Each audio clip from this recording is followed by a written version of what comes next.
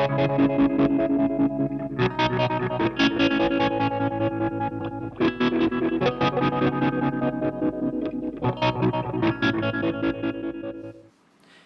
everyone, another tool upgrade video. This is going to be on some Erem pliers. Before I talk about the Erem pliers, I just want to talk about the Erem side cutters. Now, I've already recorded a video on the Erem side cutters, and I'll try and get, hopefully I've uploaded that one before I upload this one. Those pliers actually broke. They broke about a month after I bought them. I'm not sure the reason why. Apparently it's pretty rare, no one had ever seen it before. But it was basically like, if you think of the cutters like this, they basically misaligned and went like that, and then they wouldn't go back properly. They kept cutting like this, so they weren't cutting cleanly. So I've either been too rough with them, or there's been something going on inside them, but the seller on eBay gave me a refund for it anyway. And a few months passed, and I was sort of thinking, yeah, I should probably reorder them. And times passed, and I miss them because there's certain tasks I was using them for that they just were so much better at. Cutting clean lines being absolutely number one. You might think cutting a clean line is a bit pedantic with what we do, but I'll tell you one particular purpose that they work very well for. When I cut lines of SMT components down the middle, scissors, my old side cutters don't cut straight enough, don't cut cleanly enough, precisely enough. That's the word that I'm after. And that's what I need those side cutters for, along with a whole massive list of other jobs. It does much better than my old side cutters. So they're coming back. I've actually just ordered them the other day, and they should be arriving very soon. Another pair of those, because I just can't do it without them. Just got to make sure you use the right tool for the right job. So let's have a look at the pliers. These are the Erem pliers. They're duckbill pliers. They're on the desk. Let's take a look. So I've got 3 pliers here, just so we can compare them. This one on the left here is one that I don't use as much. It's an old Erem, which I got, I think it must have been on sale because they were just so cheap. They're under $30, which is just bloody cheap as for a pair of Erem pliers. Either that or a listing error on the web store, the website. But they are a 542. That's the brand. Sorry, the model 542. And they're pretty good. They got the old style handle on the back. As you can see, the sort of foam. The foamy type, whereas this is the 2442B, as you can see there, sorry, P, and they've got the newer handle on them, and these are much more expensive. You're probably looking, I got them for about $75. You might be able to get them when they're on sale, maybe cheaper, particularly if you're in the US. You'll probably be able to find them much cheaper than that, but in Australia, $75 is actually a pretty good price for those. And I use them a lot. I only use these, my old ones, which are Duratech, which is a JCar brand, just a $10 piece of crap. I use these for all the manhandling tasks that I have when I'm trying to bend metal and, just jobs like that, rough jobs.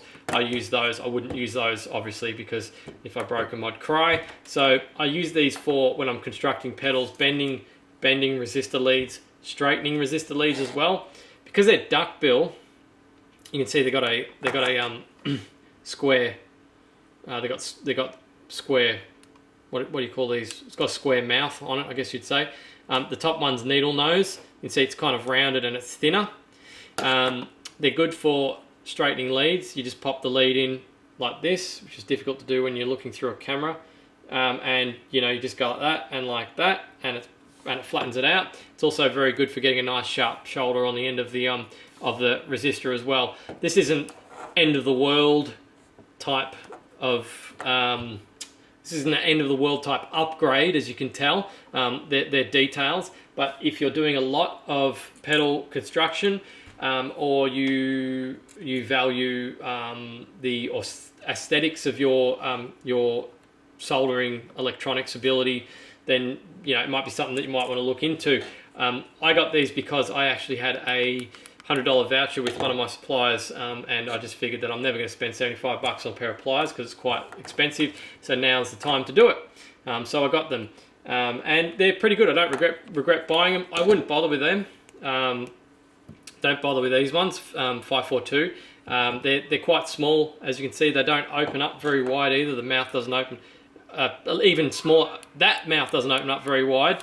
Another reason why I sometimes use those, because you can, obviously there's no, the retention spring's gone It didn't last very long, to be honest, which is kind of when you have an external retention spring or whatever it's called down the bottom here, that tends to happen. They tend to break a lot. That's why Erem put the spring inside under the nut there.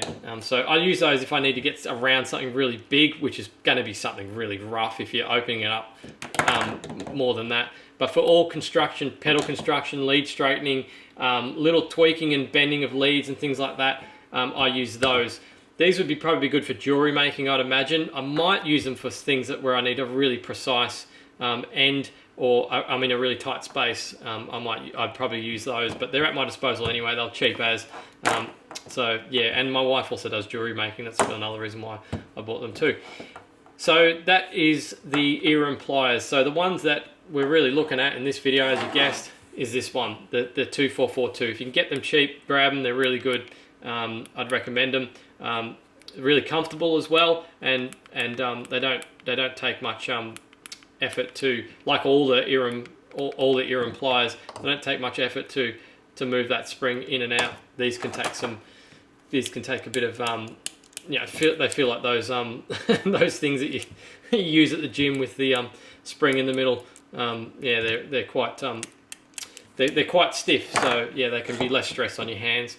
So that's it. That's pretty much all I've got to say about those pliers. Yeah, pretty good. If you've got a bit of cash burning a hole in your pocket, or you get them on sale, I'd definitely go buy them. I definitely recommend them. I get the side cutters before I get the pliers though, because side cutters just cut so precisely, it's ridiculous. If you're using a pair of old clunkers, the side cutters are just so much better, miles better.